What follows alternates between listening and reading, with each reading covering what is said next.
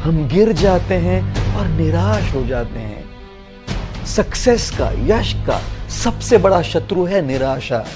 यदि निराश हो जाओगे तो सब कुछ खो बैठोगे। जब भी निराश हो जाओ ना, तो बस मां जिराफ को याद कर लेना। जब मां जिराफ अपने बच्चे को जन्म देती है तो माता जिराफ बड़ी ऊंची होती है और वो बच्चा ऊंचाई से जोर से जमीन पर गिर जाता है।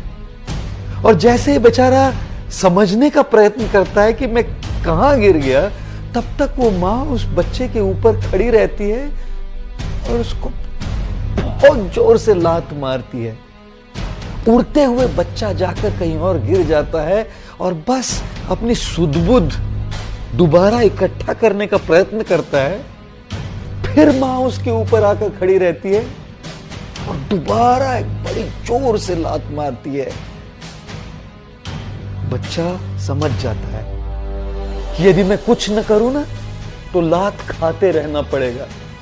अपने बड़े ही कमजोर पैरों पर खड़े रहने का प्रयत्न करता है वो जिराफ का बच्चा।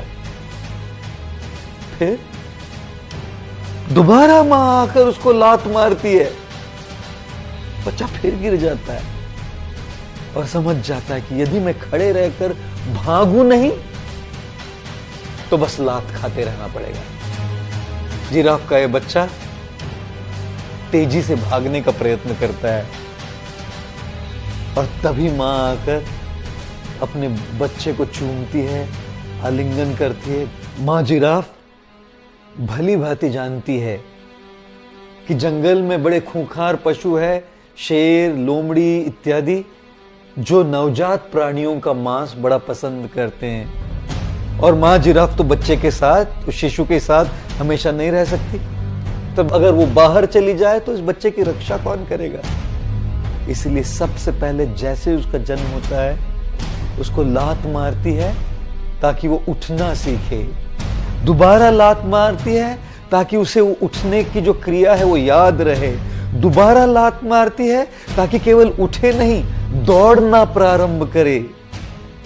जीवन में कई बार चुनौतियां आएंगी, चैलेंजेस आएंगे और हम गिरेंगे, हम फेल होंगे, लेकिन मां जिराफ और उसके बच्चे को याद कर लेना चाहिए। जब भी चुनौतियां आए, जब भी चैलेंजेस आए, जितनी बार भी आप गिरो, उठना सीखो।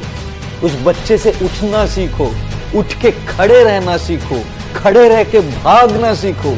अगर उठोगे, खड़े रहोगे, भागना सीखोगे, तब यश, सक्सेस के ऊंचे से ऊंचे शिखर पर पहुंचना सीखोगे।